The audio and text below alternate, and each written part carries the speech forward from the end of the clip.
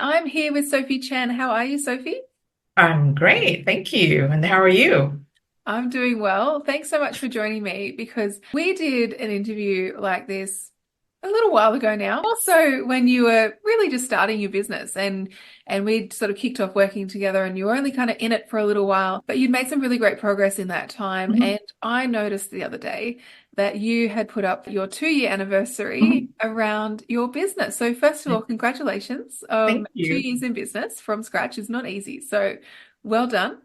Thank Um, and I thought I'd take the opportunity to do maybe like a little bit of a follow-up interview, you. and kind of get a little bit of a sense of where things are now, Mhm. considering that, some time has passed and there's all sorts of things that are going on in your world. So, firstly, thank you for joining me and thank you for Thank coming you. on to share some of Mhm. your insights and experiences.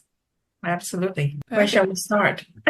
Well, I think it might be good for people that haven't come across you before or people that don't yet know you. Mhm, Can you give us a little overview of who you are, who you mhm. help, and what you do?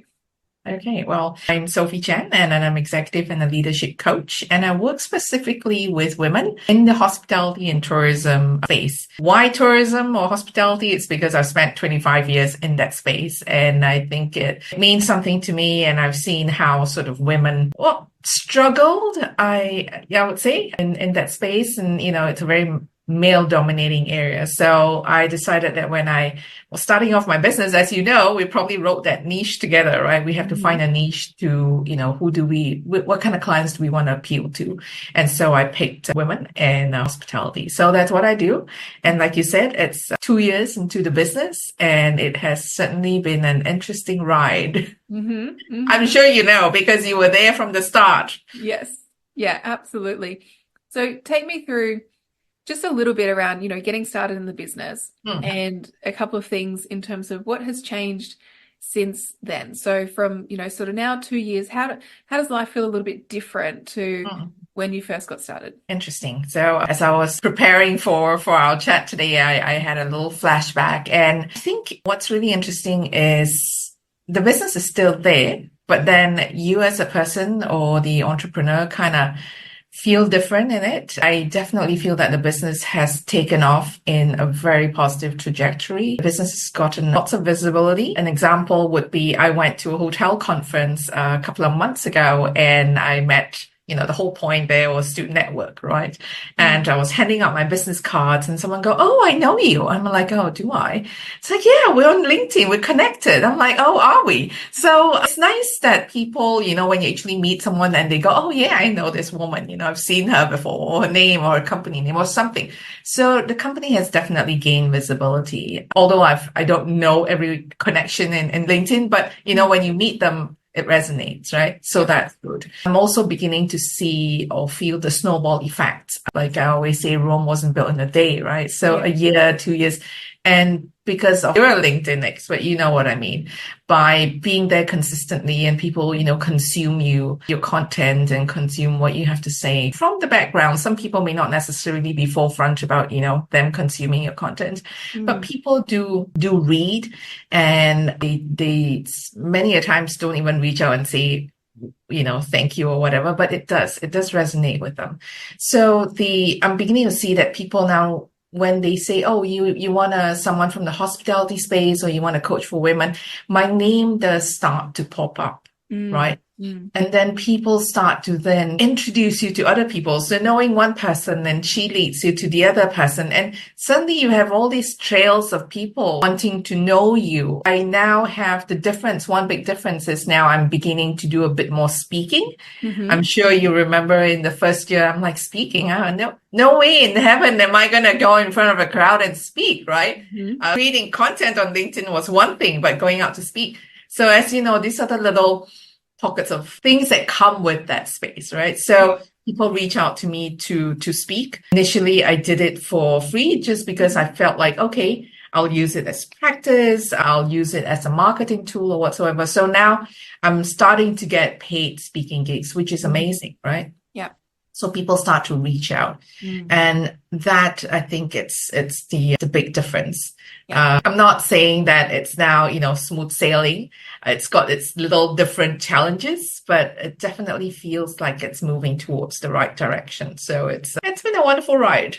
Yeah, I love that. And I think, in business, like you said, it is a journey. So it does take time to build that momentum and that snowball effect like you Yeah. you have. But just to have that experience now of, I think at the very beginning we can Mm. feel, I often say we feel like we've got this big boulder sitting on our shoulders and it's like a Yeah. big thing that we need to push and it takes a lot of effort, to get things Mm. off the ground. But Yeah. eventually what starts to happen is, as is happening with you, the snowball effect of where things just start to take off. And Yeah. sometimes you're kind of like chasing your tail to keep up with the opportunities and things coming Mhm. your way. So it sounds like you've just sort of, hit that acceleration on the other side, which is Mhm. really awesome. It And if is. you think back to like the very beginning of your Mhm. business, what were some of the things that you didn't think were possible in the beginning that you're now doing? Is there anything that comes to mind? Well, I was very, very skeptical about doing business with the corporates, right? So I Mm. started off as, reaching out to one-on-one private clients, and that's how I started the business, right? I reach out to Yeah. people individually. And the thought of knocking on the corporate's door was really Mm. daunting for me, right? Because they'll probably say, who are you? We don't know you. Like, are you legit? Do you know what you're doing?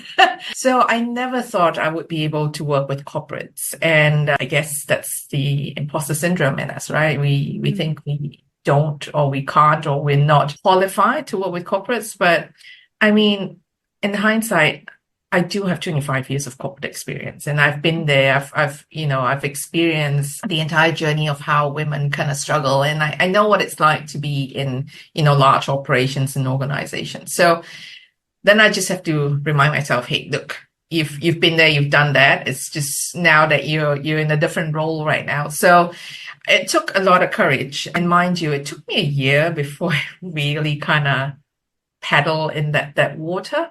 Mm. And I guess, yeah, I'm doing it right now. I am bolder and braver now. I remember we talked about sort of pushing back sometimes, how corporations like to kind of, oh, you're an entrepreneur, so we can probably squeeze you, blah, blah, blah. You got to reduce your rates and all that. And I remember, through our sessions, you're like, oh, I can't do this. But I can do this. If you want this, well, if this is the rate that you want to pay, I'm going to take something off. So I Mm. was starting to be brave to be able to say no. This Yeah. is what I'm worth, and no, I'm not going to give it to you. Yeah. Take it or leave it. And of course, I was holding my breath, like, oh my God, did I do the right thing? But I think you gotta really stand your ground, right? And this is one of the things I never thought I would be able to do, to say no to a corporation Mm. just because they were trying to, I don't know, do what they do best, right? Squeeze. So yeah, so I thought that was brave. That's really, really cool. I love that. I think, yeah, it, you mentioned imposter syndrome there, and I think that's a big one for many of the clients that you work with, but also Yeah. a lot of time when we're in business, and it Mhm. doesn't have to be just when you're starting a business, but we can actually experience this at any point in time in our businesses when we're going through that next level of growth. Mm. Mhm. And when we're taking on things that we probably haven't done before, like you Yeah. approaching some corporate clients you Yeah. just hadn't done before, with your own brand. And so I love that you kind of, moved through that. And Mhm. even though at times it's come up and you felt it, it's like you've just been taking the action and doing it anyway. Mhm. And I think if I sort of reflect back on a couple of your wins, there's been a lot, but a couple of the wins that really stood out to me was you were asked to go and do some leadership training and coaching Mhm. Mhm. with a hospitality group in the Maldives. And it Yes. turned out to be quite a cool experience. Can you tell us a little bit about that?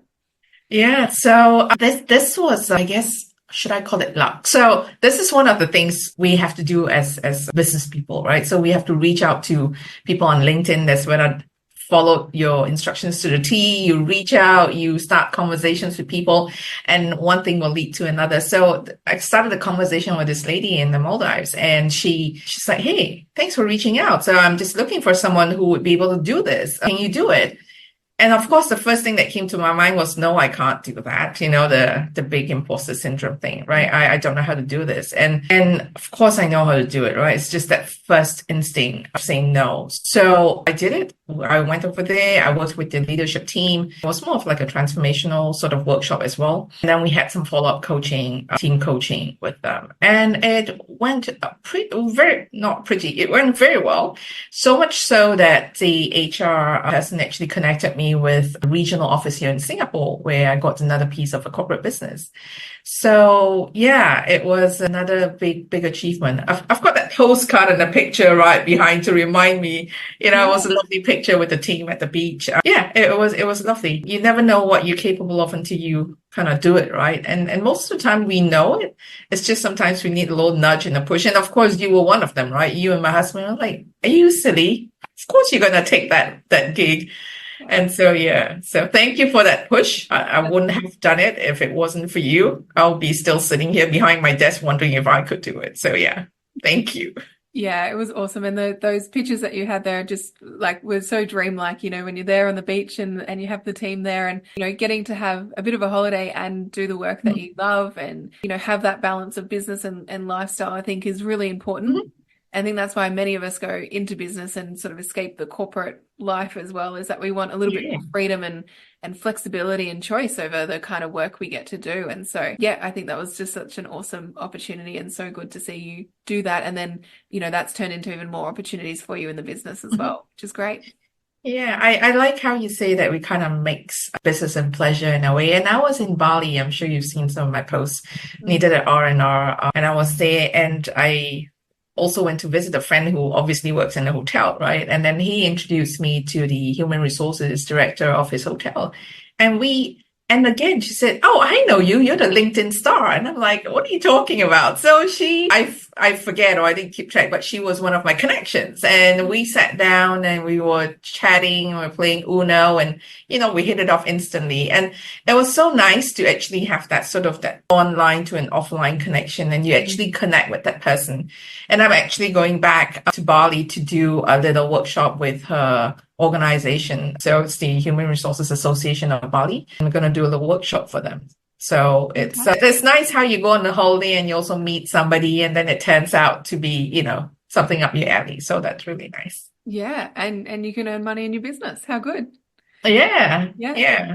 You Yeah. never know where it takes you. That's what I have to say. Yeah, I love that. And I think if I remember way back when you first started even posting on LinkedIn, and maybe you could put yourself in those shoes, take us back to doing like your first ever post on LinkedIn and what that felt like and how different it kind of feels for you now, having been consistent and doing this for a little while now. It was agony, right?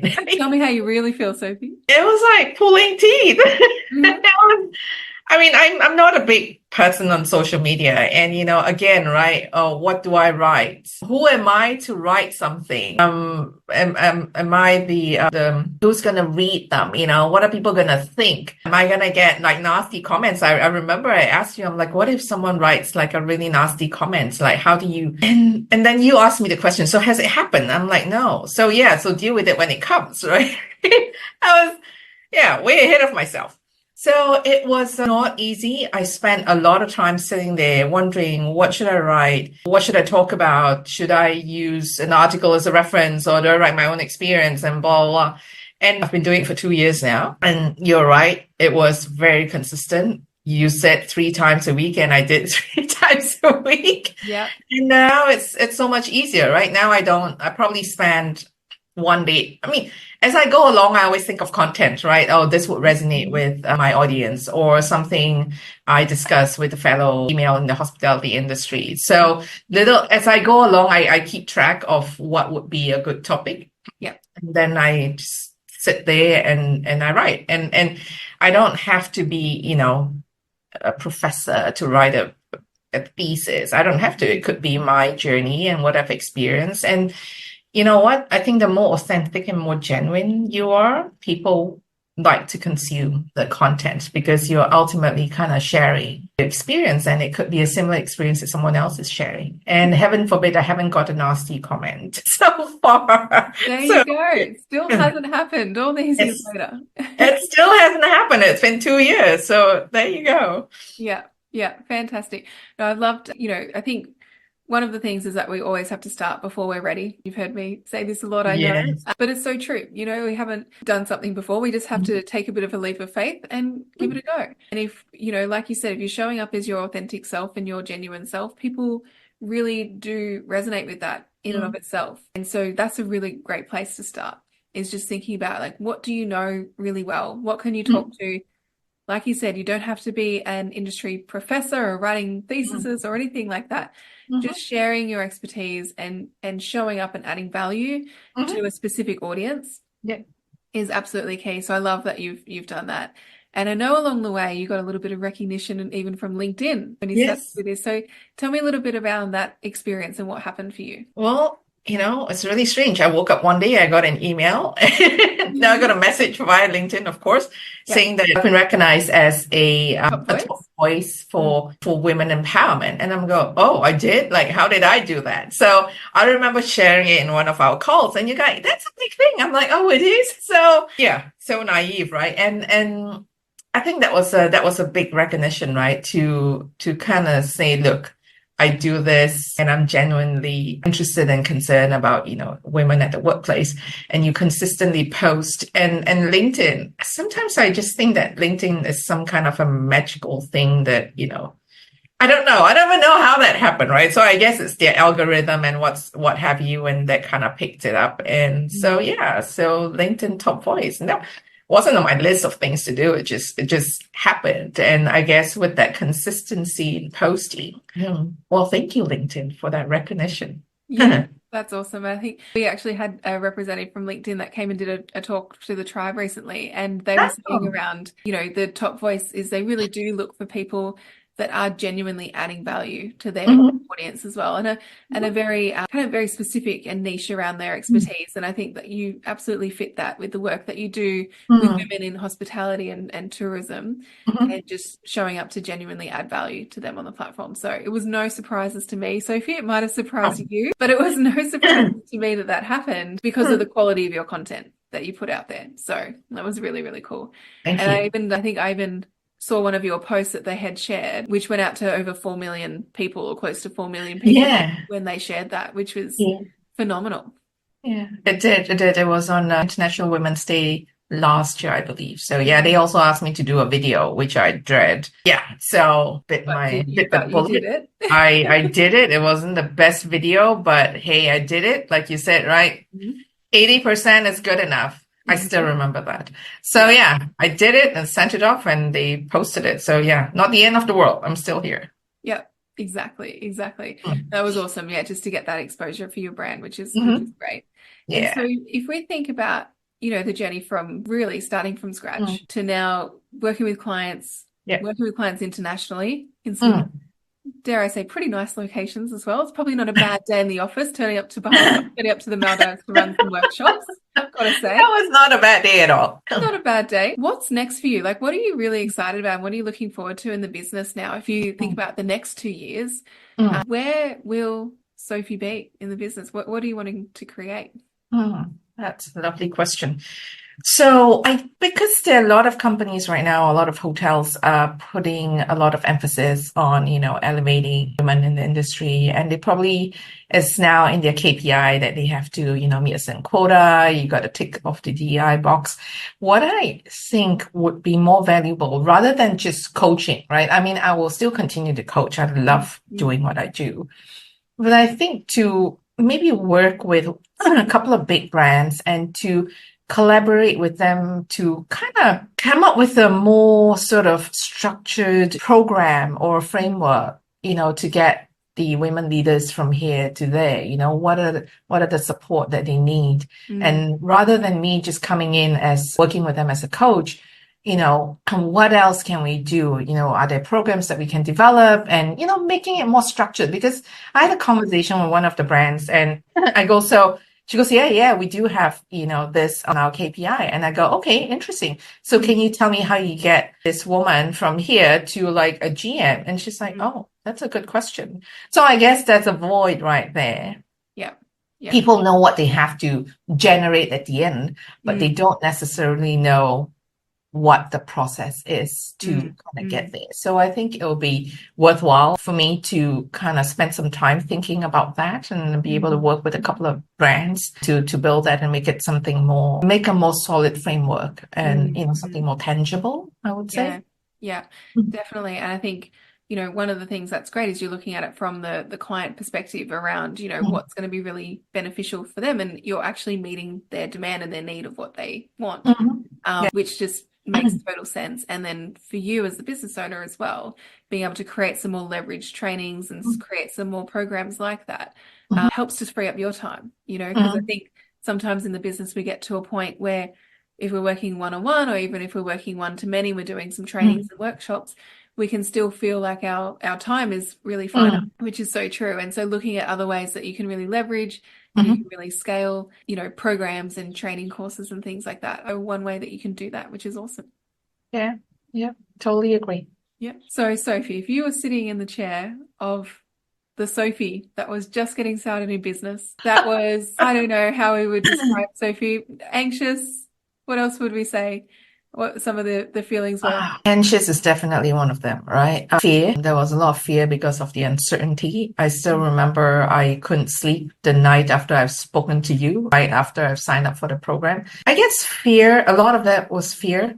And I guess the confidence level as well, not really truly believing that I'm bringing value to my clients and not believing that I'm good enough. Right. So I am good enough. I'm working towards my accreditation, towards my ACC accreditation. So you'll probably see a post sometime, hopefully by Q3. So that's a validation of like, I'm a great coach. So, Mm-hmm. imposter syndrome, right? You're never good enough. So yeah, that was a long time ago. It felt like I was a little girl. So Mm, trying to hold on to your hand and like, oh my God, I can't let go of her hand. What am I going to do? So yeah, and you know exactly what the journey was. You've witnessed the whole year or mm, plus. mm. So yeah, Yeah. it's And if you were to go back to that same Sophie now and tell her about how things are different, what are some of mm, the things that you would say, or what's some of the advice that you would give her? you don't have to be ready to jump in, Mm, right? You just gotta jump in and do it and then learn along the way. Because you're not gonna be able to learn if you sit on the sidelines. You gotta mm. be in the driver's seat, right? You gotta scratch the car a little bit, dent the bumper a little bit. Yep. Hopefully not too much. But Yep. yeah, you gotta be in the driver's seat and just drive. And the thing is, I mean, we're in business. We have our ups and our downs. And just like what Mel Robbins, she Yeah. said, look, the windshield is bigger than the rear mirror, and that's the reason, right? That's because you look forward most of the time and you don't spend so much time looking at that tiny little rear mirror. So it's the same advice I would give the younger Sophie 2 years ago and said, look, use it as a learning. Rejection is redirection Yeah. and just move forward and look forward, right? Hmm. And there's one thing I wanted to share with you, and it obviously came from you, right? Every time I encounter something, I was like, yeah, Amy said that. So remember we talked a lot about rejection, and when the client says no, Mm. it's what they're really saying is no, not now. Hmm. And I had the exact experience. So I reached out to a client a couple of years ago in the beginning of my business and chatted Hmm. with her. And then she said, sorry, no, this is not for me for whatever reason. Mm. And a year down the road, she reached out to me and she goes, I want to coach with you. And I'm like, huh? You what? So yeah, so it's no, not now. Hmm. And she's into her second coaching cycle with me. Yeah. So yeah, it's an amazing how you should just kind of reframe and so you won't Hmm. Hmm. like feel so down and upset that someone says no. So it's really no, not now. And Yeah. who knows what happens in the future. Absolutely. I Yeah. love that because I think that, you can go into business and you can go all guns blazing. There's no shortage Mm, of people out there that, talk about having this overnight success and you've got to hustle and you can make $1 million in a day and all these sorts of things, right? And I think that what we need to really focus on is looking at the long term and actually building something that's sustainable and mhm, profitable and has the right kind of mix of lifestyle as well as the business. Hmm. Because, often we have those little flames of businesses that die out very quickly because Hmm. they just don't have enough time in the Hmm. market to actually get to experience things like you just shared there around, Hmm. a year later, you've got someone that just reaches out from, in your mind from the blue, just out of the Yes. blue, but you've already had those interactions and you put in that groundwork a year ago Hmm. that just continually builds your pipeline for years to come. Yeah. Yeah. Well, so I think it's so great that we've had this chat to, Hmm. really kind of catch up essentially on like where things have been for you Hmm. and sort of the journey from right from the very beginning Hmm. to now. And I honestly do feel like there's just so much more out there for you as well. Like you said, you're Hmm. really excited for you with the trainings and everything else that you've got in the works. Hmm. And it sounds like some plenty of nice tropical location trips in amongst working as well. So Yes. Yes. That's coming up. yeah, yeah. So really cool. So thank you so much for joining me. I'm sure there's plenty of women in particular that might have been listening to your Hmm. journey from a business point of view, Yeah. but also can certainly resonate from a career point of view. They're really looking to grow and level up in their career. Where can they reach out? Where can they find you if they would like to learn a little bit more about the work that you're doing? If there's organizations or they Hmm. represent an organization and they'd love to have you come in and speak to their executives, Hmm. where can they go and find you? Well, no surprise, right? So LinkedIn, Yeah, or they can send me an email at sophie@leapwithsophiechen.com. So yeah, I'll be happy to speak to anyone who might have some interest. yeah, fabulous. Well, thank you so much for your time, Sophie. I love that we've done this little recap, this little update since our last chat, and yeah, I just absolutely love seeing your progress and seeing your business fly. It's awesome. Thank you, Amy. Well, we may have another catch up in, I don't know, a year, 2 years down the road. Yeah, I hope so. I hope so. Definitely, definitely will. We'll put it in the calendar now, hey? Yes, for Beautiful. sure. Thank Yeah, you so love much for that. having me. It's always lovely to chat. Thanks so much, Sophie.